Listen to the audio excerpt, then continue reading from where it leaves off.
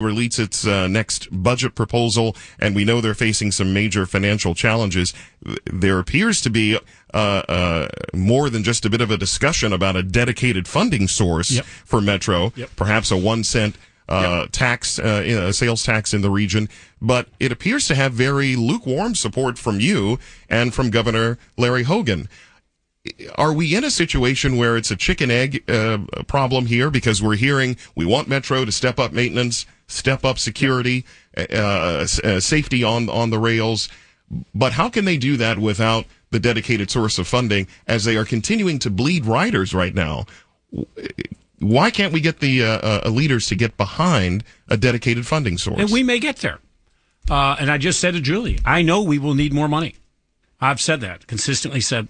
My job as governor is to make sure Virginia taxpayer dollars are spent wisely.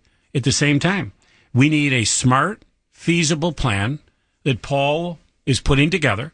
At the last meeting we had, I asked Paul, I'd like him to come out and meet with our Northern Virginia legislators to have a discussion with them. I, as governor, just can't say I want dedicated funding. I don't have that authority. In fact, of the 3 jurisdictions, the mayor makes her appointments, Governor Hogan makes his. I don't do that in Virginia. We have 4.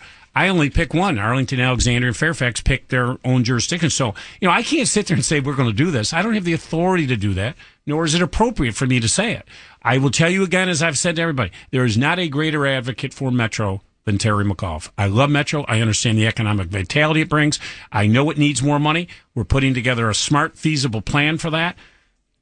And when that's ready to go, I will be the biggest advocate for it. We are making progress. Should the region's voters have the opportunity to go to the polls and make a decision as to whether they want to pay the extra tax that would go to Metro funding? Well, we've got to work, as you know, with our legislature. If we come up with new taxing in the Commonwealth of Virginia, ours is a little more complicated, as you know, with our history of the Dillon Rule and all that in Virginia. But listen, we're all open to do this. We'll get to a good place, and Governor Hogan and Mayor Bowser and I said, we spent an hour and a half meeting the other day. It was a good meeting as we go forward, but we're going to do what's in the best interest. But we're not going to be threatened by anybody. Let me be very clear. Julie Carey from NBC.